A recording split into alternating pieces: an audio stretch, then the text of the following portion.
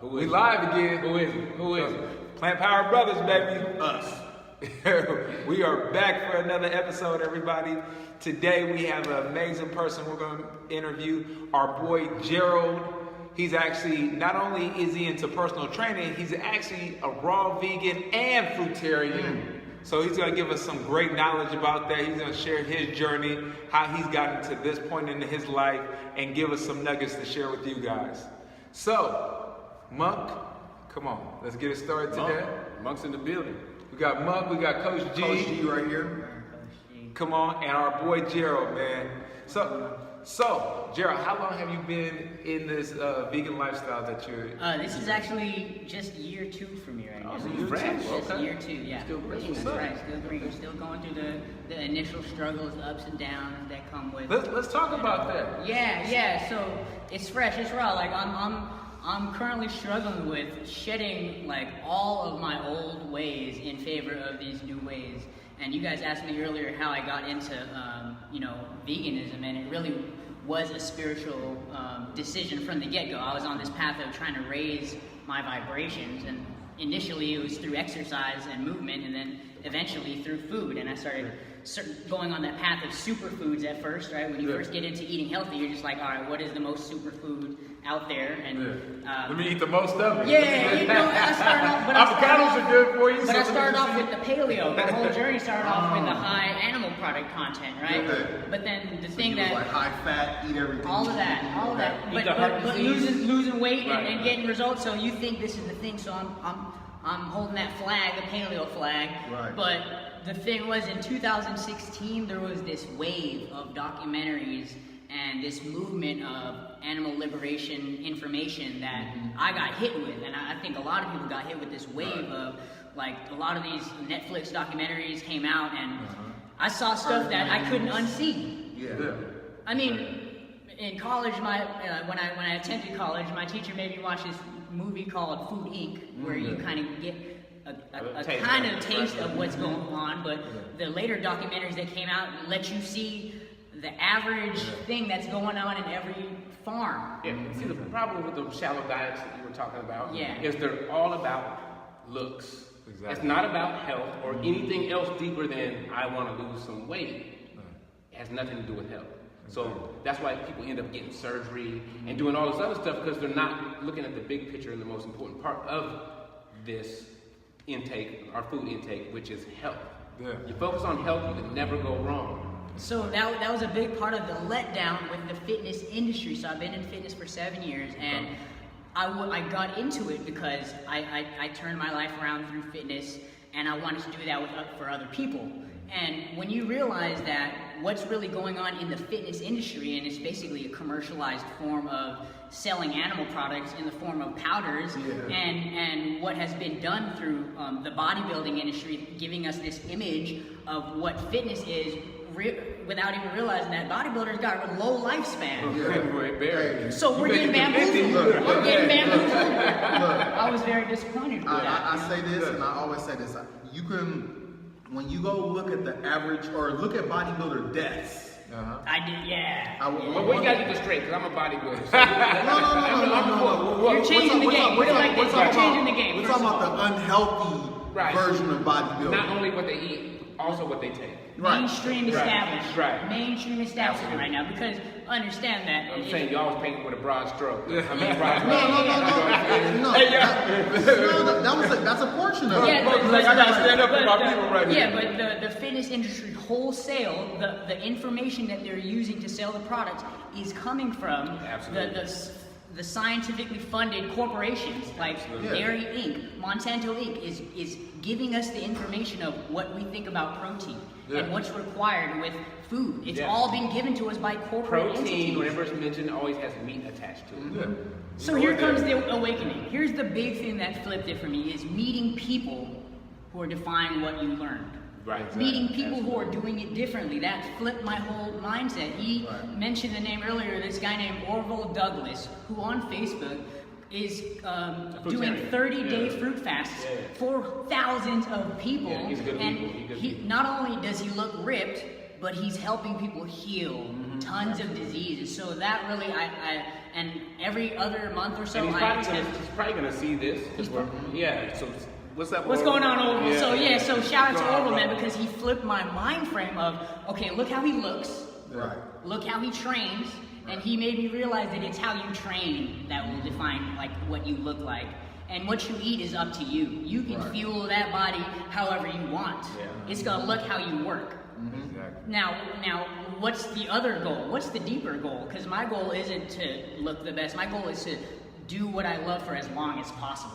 Right. Yeah. And recently, what I just told you guys earlier, my goal is to be able to dance for as long as possible. So that really changes how I train. Yeah. So how did you get into dancing? Like you had an It's a interesting whole story ball about of wax. that. That is a whole ball of wax. So the reason it's like fitness and dance were like two things, and then they recently just interconnected. So my brother's been breakdancing. I'm the youngest of 5. So right when I was born, my brothers were in breakdancing competitions. I was in my diapers. I saw them backflipping through the air, teeth flaring, but I couldn't do what they did. So I gave up because I was like, damn, they were born like that. I'm not. So I gave up. But really, before I was born, they were training and they were practicing. Right. Maybe You they had didn't see like it. 10 years of training. By the time I was born, they were in high school killing it, right? So I gave up on myself because I couldn't do what they did, right? Meanwhile, behind the scenes, I'm dancing in my room by myself, right? Just grooving, by myself. And then lately, while I was at work, I teach group exercise. Some of the moves would slip out, on accident. And then it's the audience that were like, "Hey, do that again." Hey, man, they started pointing it out to me, and then I realized that, I can teach a dance fitness class. Right. So this is like the pinnacle of something that started when I was in prison. I went to prison at the age of 18. I was 180 pounds at the height of 5'1", and I was a crystal addict and an alcoholic at the same time. Like, it was everything. I was just everything. Whatever, as bad as it gets, I was that. And That was your lowest of the that low. was rock bottom. And rock bottom was when I decided, like, all right, you got a juvenile strike, you got an adult strike, you got no chance of getting out and changing your life, so you might as well give up now, And then the reason I turned around was because there's actually a lot of men in prison who aren't ever going to get a chance to get out. Right. Yeah. Good men that have families that aren't ever going to get a chance, and I am. So I decided. What you gonna do with it? Yeah, so I decided to take that chance, and if not for me, do it for the guys who are never going to get a chance to change their lives. So now I'm inspiring a lot of people that are actually in prison to do something with their lives while they're there, because I'm still connected. But it's still life. It's still life, and yeah. whatever their path was, or however they got there, they're supposed to be wherever they're at. Yeah, and prison's where I started meditating. All right, so a lot of once people I find freedom in prison. Once I started that path of meditation, it got me on the path of how can I raise my frequency? How can I raise my vibration? And ultimately, that's what led to veganism, was the documentaries culminated with this spiritual knowledge that, the lighter we eat, the lighter we get. We're of the light, and it just all makes sense of when you think about how a fruit is grown, it takes the sunlight and photosynthesizes that sunlight. This is prepackaged sunlight. So if we're talking about raising your vibrational frequency, I mean, this is it. This is it. I mean, other than pure fasting. Right. Because remember, we take air and turn that into energy, right? Exactly. So the less we can put in ourselves, actually the higher octane we become. Right. Which is a whole different ball of wax than that keto thing that Yeah, everybody right. keeps talking It's about, right? low density. High, They're talking about dense, stuffing yourself with so much oil, It's fat, so dense. protein. How do you feel? How sluggish do you feel? I mean, even when I never was on that diet, but just eating a lot of meat, you just feel like this. I mean, you feel like you can't even move. Exactly. Sometimes the way I eat, I feel like I'm just as light as the air around me. Exactly. My hands don't You weigh. don't feel stuff. No. You don't feel like you gotta go to sleep. No, even when you move, you just feel like And there's what one with you. And what I've noticed is when you free up that much energy, you're allowed to download so much more. You know what I'm Oh, you saying? empty space. Because- You're clear. You're clear. You're clear. That's why a lot of people, when they switch, they always say one of the biggest things is mental clarity. Exactly. Because you're literally though not backed up. I mean, your second brain is clear. It's Yeah, not being blocked all day. And that's when you come off. I do a 72-hour fast twice a year. And when I come off that and drink juice, it feels like I'm drinking pure energy. Right when it touches right when it hits my system, it's just like, Shots. because everything is so clear and ready to receive. Right.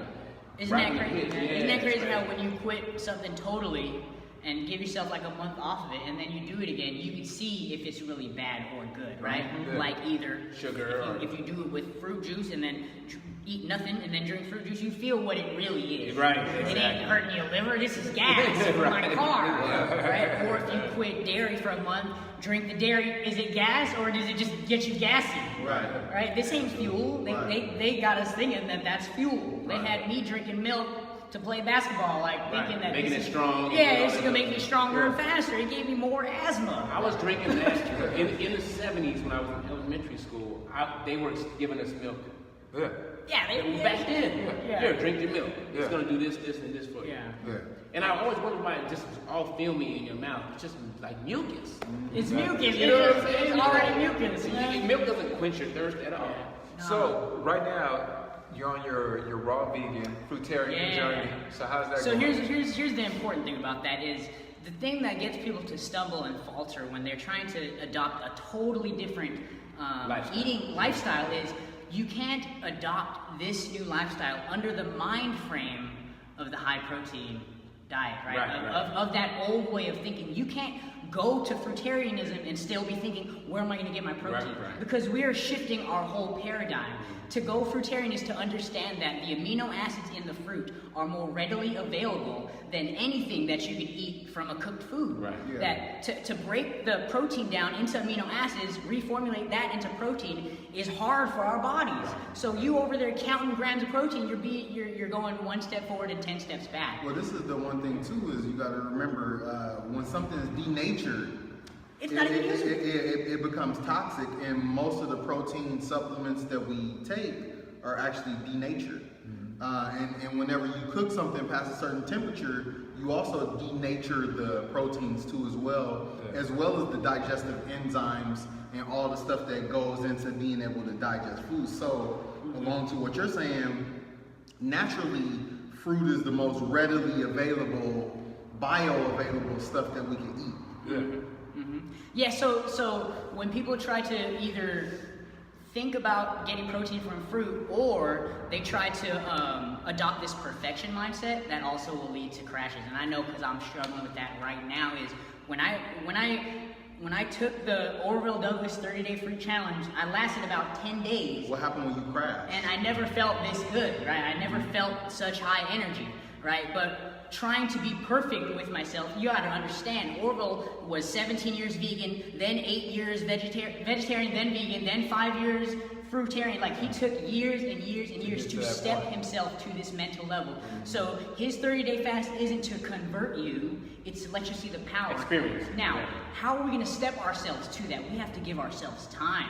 Because the more you try to force it, the more you're going to crash. It's a law of rhythm. You know, it's the law of the universe. So you're pretty much saying to a person that's been sitting on the couch, don't go run a marathon your first day. Do not. What I'm saying is, let's start with a fruit breakfast. Yeah. It's going to make you feel good. The other thing is, if you want to take power of the fruit, you can't mix it with anything. Let's compare mixing fruit with something to mixing morphine with something. You wouldn't mix morphine with alcohol. This is a powerful medicine. You would eat it by itself, right? So fruit is a powerful medicine. If you mix it with alcohol, it'll ferment the alcohol in your belly, right? If you mix it with ice cream, which is what we do, also bad for your digestion. So it's the way that we're consuming it that's wrong. We're mixing it with all stuff, So right? fruit salads and Fruit salads, you can have a little bit of Fruit greens in meals. there, you know, but there's fruit combining charts out there that people have already done the science of what fruit goes with what. Yeah. You can research that for yourself, but Yeah. really, a fruit breakfast by itself is kind of the key to start getting started on taking the power of it, right? Feeling Well, power. I always eat fruit first thing in the morning. My Yeah. whole first meal is just fruit. Yeah. That's it. Yeah, so there you go. So that's really how to harness the power of it, you know. And then there's people that do, you know, juicing fasts and all types of stuff, and they call it juice feasts because you're actually drinking a lot of juice. Again, we're letting go of the whole sugar is Right. damaging. We're just let it go. You're drinking pure packaged sunlight, Right. and there's nothing better that you can give your body. So this is a form of fast because the juice doesn't incite the same digestive reaction Right, absolutely. as a food. Yeah. Right. So you're not draining your body of its chi, of its energy. That's what our body uses Yeah, to to break it digest down. food. Yeah, right. It's the fire. It's our digestive fire. We can use that fire for other things, creating things. That's why when you fast, you get so creative. right. It's your most creative time in the morning when you didn't eat. You're just like, you're thinking all the ideas because this is empty. This is our subconscious right here. When it's blood empty. is flowing to other parts of our system. Yeah, man. So That's amazing, man. yeah, man. So there's a couple names I'll put out there. I mean, Robert Morse, ND. That's a name to look up. John Rose is another name. YouTube these names. You know, of course, you guys probably know Dr. Sebi. I mean, he's also he's the one that's curing cancer and all of that with just plants. Yeah. But then there's also the Gerson method. So there's tons of people doing stuff. It's just they're being suppressed. Yeah. Tons of people doing and stuff. not only that, killed. Yes, exactly. That's exactly what I meant. Yeah, you know, you better watch out if you're stepping on financial toes. Right, that's you know, it. And that's It all what comes it back to the dollar. like if you start stepping on the big money toes, you know, it's like you disappear. So what do you say to the person that says, I got dental issues, and so I can't eat a lot of fruit? So what do you say to that person? Like how would that person balance out? Okay, yeah. So You know there's like the reason that you would have dental issues, right? Because again, there's all these reasons why people can't eat fruit. And what I saw following Orville is he gives them all the same answer. He's like, just eat the fruit, and whatever pain it's causing is detoxification. Right. It's coming and out. you need to push through, right? Now, what I would say to somebody who, for whatever reason they couldn't eat fruit is, there's a book called The Mucusless Diet Healing System by somebody named Arnold Ehret. That's E-H-R-E-T. And he wrote a book that steps you to raw fruit, because he said raw fruit is a powerful medicine, and in the state that we're currently in, this is the 1800s, we can't handle the power of raw fruit. So here's a system to step you from cooked animal products to raw fruit. And he gave recipes of cooked fruit stews and cooked vegetables, like so semi-raw. So there's steps, there's stages, right? And it's been written about and suppressed, right? But Arnold Ehret had a system where, you know, there's all these recipes where there's big salads with a little bit of fruit mixed in, where it doesn't break up all the toxins at once. Because that's the main reason fruit causes people stomach aches or reactions. Half the people that are telling you that fruit didn't work for them are also on some type of pharmaceutical, or they're on alcohol. Who's not? Right. Tell me who's not, because everybody who's resorting to fruit already has ill health. So there's probably already something in their body that's mixing with the fruit. Right. So we need to take it all in context. Like we can't just say, look at the whole situation. Don't just look at what's happening. Yeah, like I got a stomach ache because I ate some cherries. I'm like, so fruit doesn't work for me. Right. Well, you got a stomach ache from the shot of tequila and you kept going. Right. Yeah. So we gotta realize, like, we're sacrificing for some things. You ain't really down to sacrifice a little bit for the sunlight, the packaged sunlight. Like, when I do go on my little 72-hour fast, about the day and a half, I'm getting headaches. I'm feeling bad. But I understand. It's part of the process. This is the detoxification going on right now. There's toxins getting burned up in your blood. Exactly. Dealing with it. And it's only after all the main food is gone when this process starts to happen. Exactly. Now it's working on everything else that's in there. And people always quit. A lot of times they quit the vegan or becoming vegan because, like, it takes a long time after eating meat for 40-something years, right? That's me. For all this stuff to really get processed and out of your system, right? Exactly. So you're going to be feeling a certain way until your body can readjust and start working the way it's supposed to be working, because it's been working wrong this whole time. Right. It's been adjusting to your diet instead of doing what it's supposed to be doing. Now it has to reverse itself and go, okay, I need to work like this. Yeah. And it takes maybe even up to months for your body to go, okay, my system is readjusted. Now I can start working the way I'm supposed to be working, and we can thrive off this diet. Yeah, so that's the other thing. So if there's people out there that are just like, they're on the fence, they're trying to figure out how to get started, like, understand that there is a world of plants out there, and there ain't just one way of being vegan, one way of being fruitarian. There's 88,000 edible plants in the world. There's about 3 animals that we eat. I said that. You know that meme? You seen that meme? Yeah, like, no, I seen come that on. yesterday. I said, at 4 animals at most is what you're eating. You think you're going to lose your whole diet if you take away these? I said, your diet expands when you get rid of these, because now you're starting to look at stuff you've never looked at before and try things you've never tried before. It's crazy when you walk through that veil of fear, right? Like, I just had a juicy, ripe fig for the first time in my life. Like, only thing I had before this real fig was a fig Newton. Right. Because when you're on the regular standard American diet, you're like, oh yeah, fruits are just something that they put into the desserts. A fruit roll-up. Yeah, right. So I had a real fig, and I'm like, think about how many there's like 10,000 figs out there. Right. You know, so you open yourself up to a world. We're trying to like bring you guys to the promised land with this, you know, and then don't turn around and call that a cult, because this is real. This is health. You know, I tell people, I say, look, I'm telling you this because I care. Yeah. I'm not. You ain't paying me for this. Well, I'm trying to help you out. But then look at it. If you look at the word in cult is a short part of it is culture. So it actually is a cult in the sense that you are culturing. You know what I mean? A way of being, a way of eating, so them a way of turning living. that cult into a bad word is the first problem. Yeah. Because people, if you think about it, people have a cult of eating That's unhealthy. the cult. That is a cult. Yeah, you know what I mean? Right? Because what they do is they post stuff and they share it and they share the most unhealthiest stuff ever, but they keep sharing it and you got like 50 comments like yum. You see oxtails and everybody's like, "Where's mine at?" Right. You even hear what you're saying? Right. Yeah, where's my dead end? Where my a tail of a dead? Yeah. Well, I think this is the flip side to that is that, you know, there's both two different points of views. We look at that stuff like, whoa, that's poison.